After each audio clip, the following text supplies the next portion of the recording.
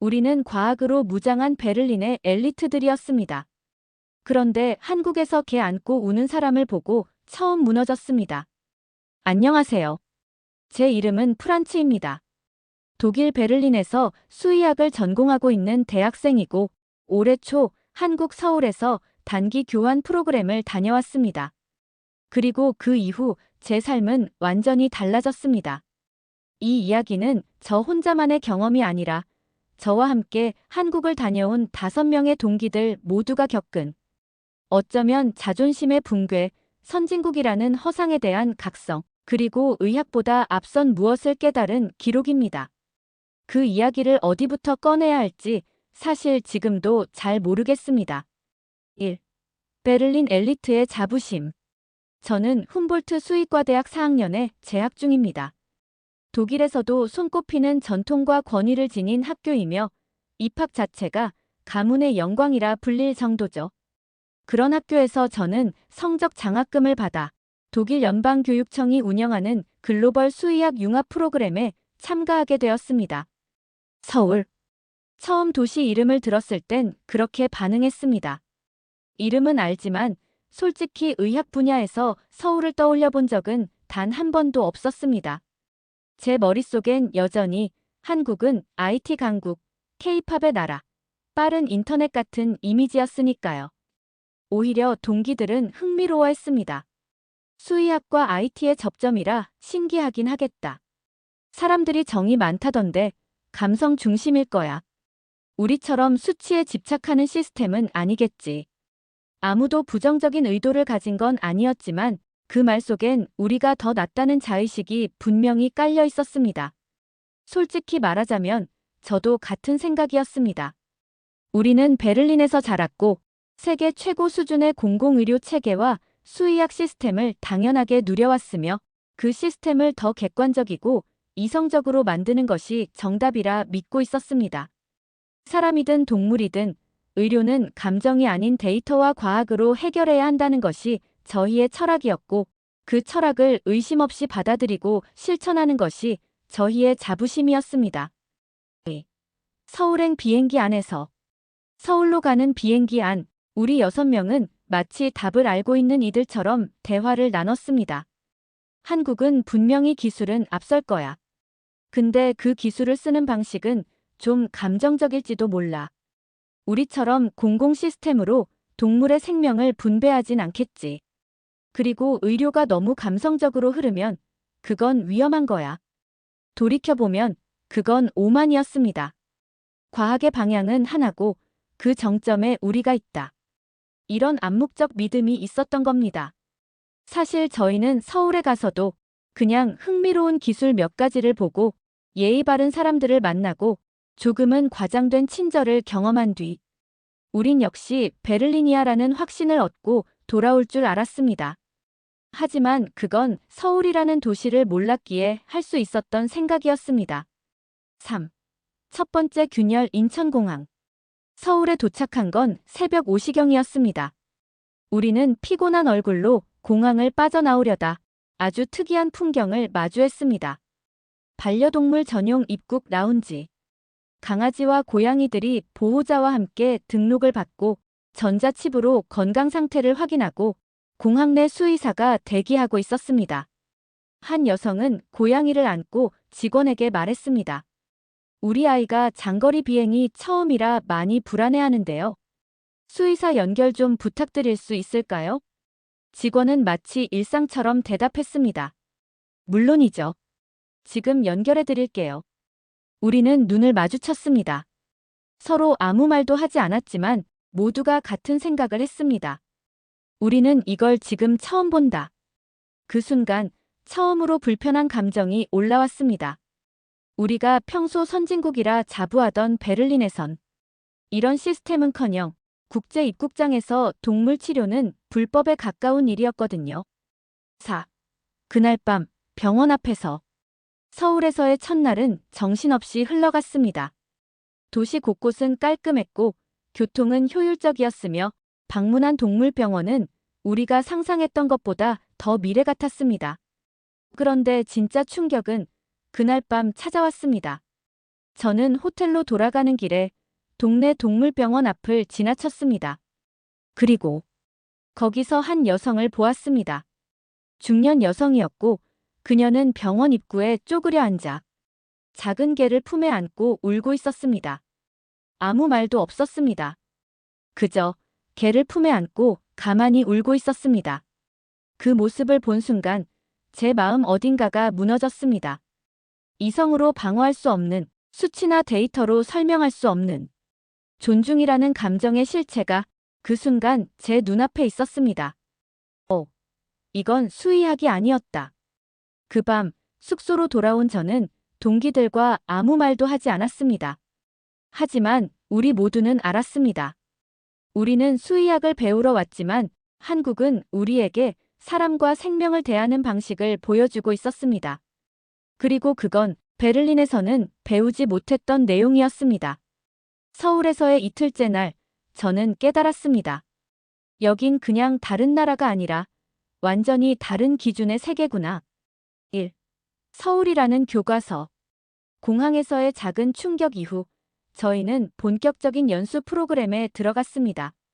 서울에 위치한 K-VT 메디컬 센터라는 복합 수의학 연구소 겸 동물병원에서 2주간의 일정이 시작되었죠.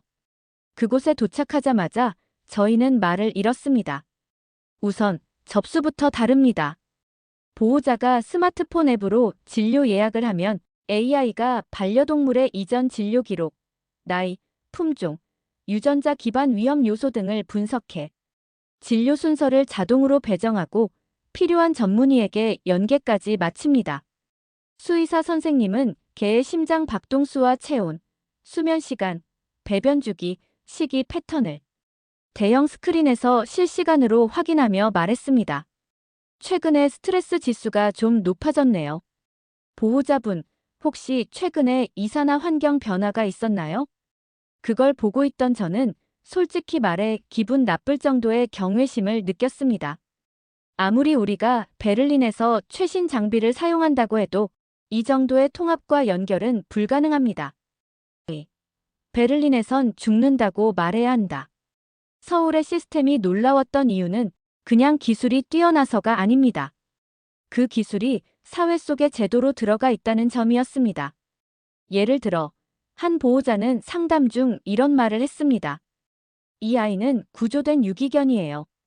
구청이랑 보호소에서 치료비 일부 지원해 주셔서 여기까지 왔어요. 그 순간 저희 독일 학생들은 동시에 고개를 들었습니다. 공공의료 지원이 동물한테도 가능하다고. 제가 아는 독일은 유기견 보호 비용은 대부분 민간 기부에 의존하고 치료비가 감당이 안 되면 안락사 결정이 내려지는 경우가 많습니다.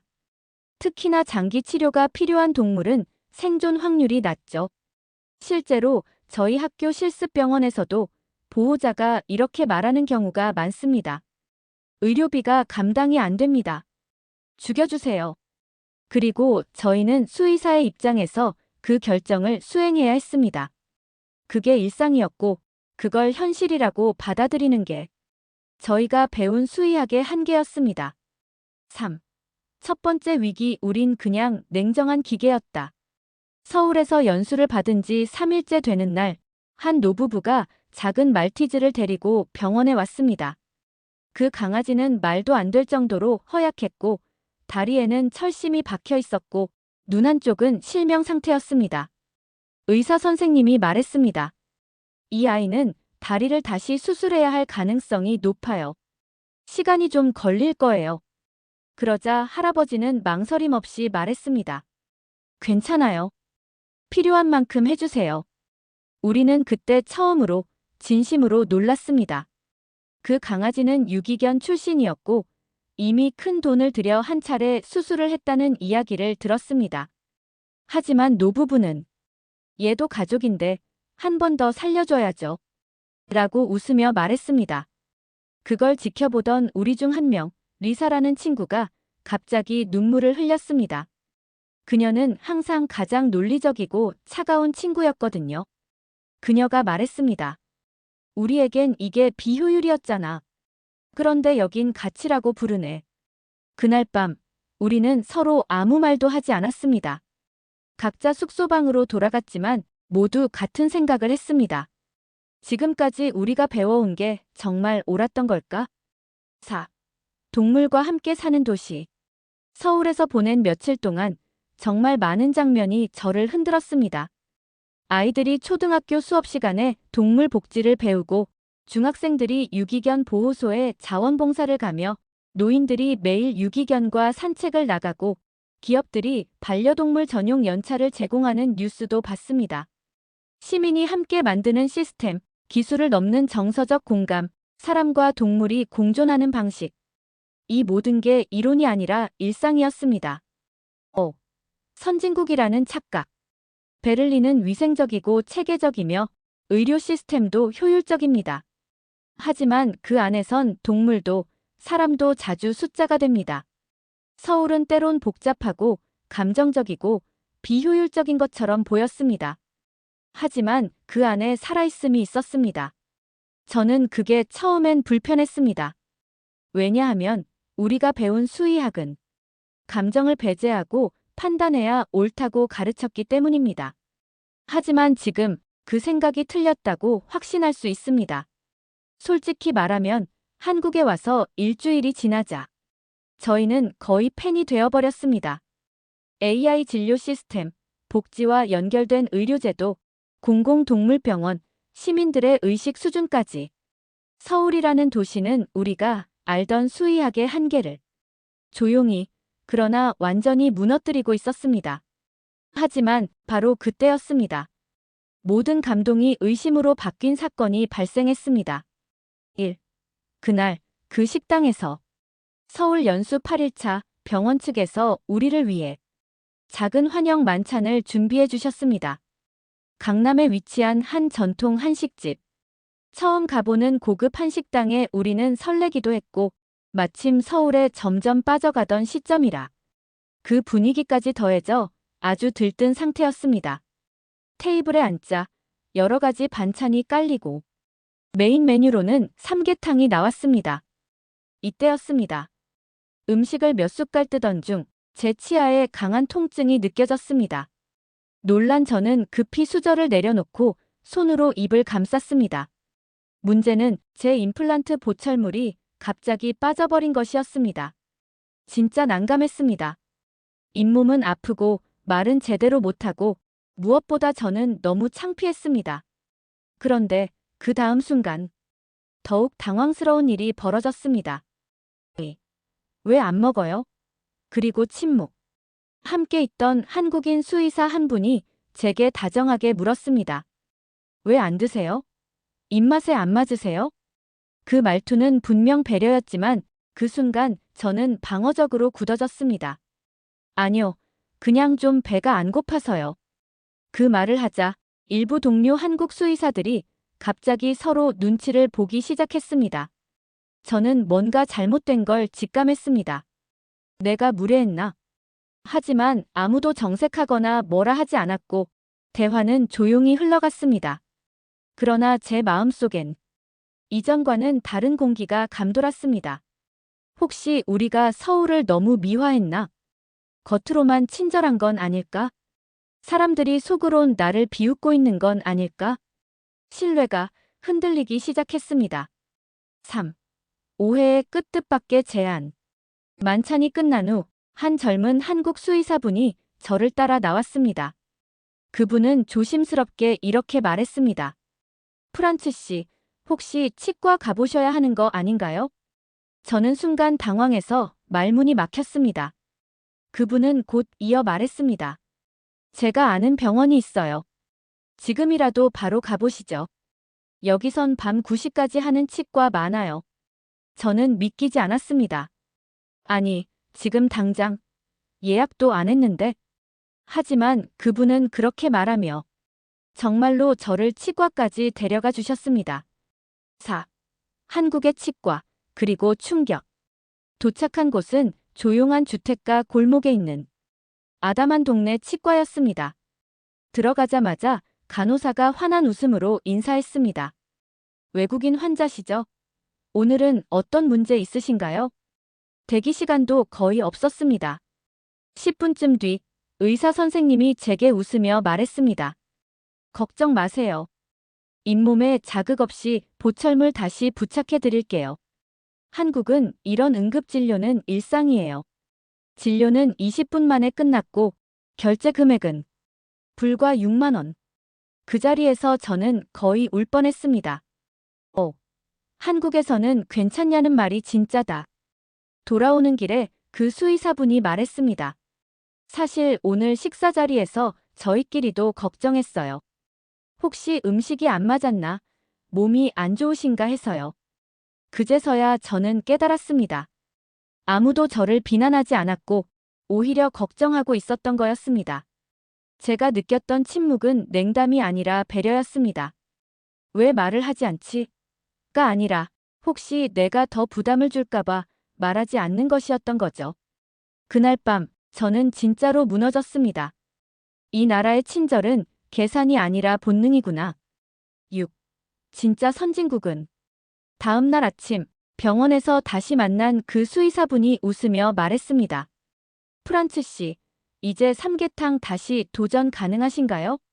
그 말에 저는 웃으며 대답했습니다. 그럼요. 다음엔 매운 것도 먹어볼게요. 그 짧은 웃음 속에서 저는 확신했습니다. 한국은 단순한 기술 강국이 아니다. 시민 한 사람 한 사람이 시스템을 작동시키는 나라다. 한국에서 돌아온 지 벌써 2달이 훌쩍 지났습니다. 독일의 하늘 아래 앉아 있지만 제 마음은 아직도 서울의 어느 골목, 늦은 밤, 작은 개를 품에 안고 떨며 눈물 흘리던 그 여인의 곁에 머물러 있는 것 같습니다. 베를린으로 돌아온 날, 공항에서 내리자마자 복잡한 감정이 밀려들었습니다. 이게 정말 끝인가? 다시 전에 살았던 내 삶으로 돌아갈 수 있을까? 그리고 문득 질문이 스며들었습니다. 그동안 내가 배운 것들이 정말 옳았던 걸까? 1. 베를린에 돌아와서도 계속된 혼란. 돌아온 첫날, 저는 강의실에서 친구들에게 제 경험을 이야기했습니다. 그런데 그 반응이 예상과 달랐습니다. 그래, 듣기엔 너무 감성적인 나라네. 내가 너무 이상적으로만 바라보는 거 아니야? 그 말을 듣는 순간 제가 감성적이거나 이상주의자가 되는 게 아니라 지금까지 제가 믿어온 시스템이 오히려 가치 없이 기능만 하는 틀에 갇혀 있었다는 사실이 선명하게 다가왔습니다. 우리는 수의학을 이성으로만 판단했고 비효율이라는 말 앞에서 생명을 쉽게 포기하기도 했습니다. 그런데 서울에서는 그 비효율이 가치가 되어 있었습니다. 서울에서 배운 공감의 시스템. 한국에서 제가 접한 것은 단순한 과학이나 기술이 아니었습니다. 사람들이 자연스럽게 만들어 나가는 공감의 합이었죠. 병원의 접수 시스템은 효율적이지만 그 배경에는 비싼 치료비 때문에 포기하는 생명이 없기를 바라는 돌봄의 철학이 깔려 있었습니다. 치과 진료 때문에 당황하던 저에게 지금이라도 가보세요라며 데려가 주던 그 수의사분의 말은 단순한 친절이 아니라 당신을 존중하며 당신의 고민을 내 일처럼 여깁니다라는 선언이었습니다.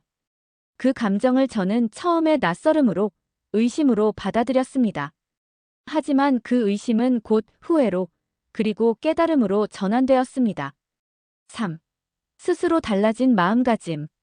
제가 바뀌고 있음을 가장 크게 느낀 순간은 귀국 후 일상이 다시 시작된 어느 날이었습니다. 실험실에서 마주한 유기견 데이터를 분석하며 이 아이들을 얼마나 더 잘 돌볼 수 있을까라는 질문이 떠올랐습니다. 저는 멈칫했습니다. 그 질문은 이전의 제게는 상상조차 할 수 없던 것이었기 때문입니다. 어느 날은 친구 리사에게 전화를 걸어 말했습니다. 나 독일 돌아와서도 계속 생각했어. 우리가 그토록 비효율이라 여겼던 게 사실은 살아 숨쉬는 감정과 존중이었단 걸. 리사의 목소리에도 떨림이 있었습니다.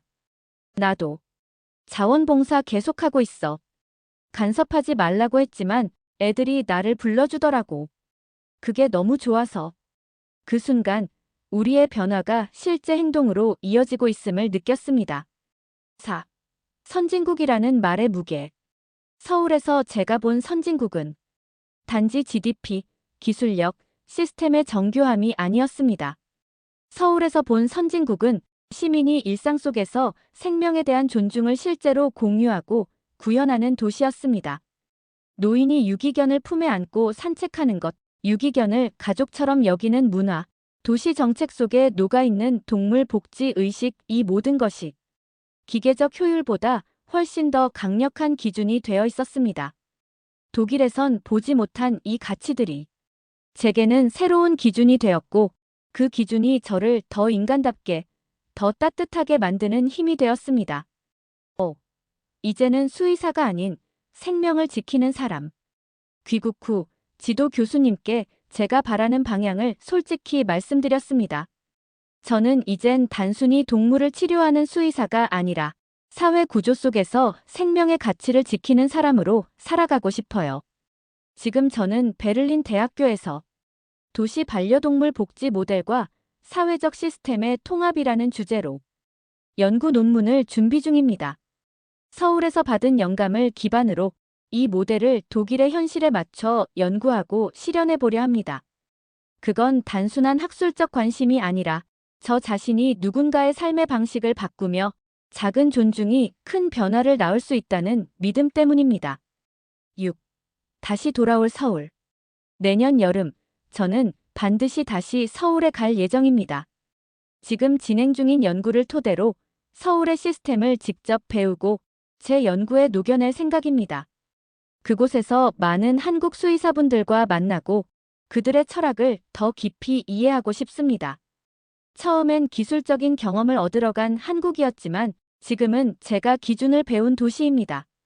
그리고 그 기준은 가장 따뜻한 정의로서 생명과 공존의 가치를 깨닫는 기준입니다. 여러분은 어떻게 생각하시나요? 우리가 선진국이라고 믿는 기준, 그리고 생명을 대하는 사회의 태도에 대해 여러분의 솔직한 의견을 댓글로 나눠주세요. 여러분의 생각이 다음 이야기를 만듭니다. 이 이야기가 여러분의 마음에 작은 울림을 주었다면 구독과 좋아요로 함께 해주세요. 더 많은 사람들에게 진짜 선진국의 기준이 전해질 수 있도록 여러분의 클릭이 큰 힘이 됩니다.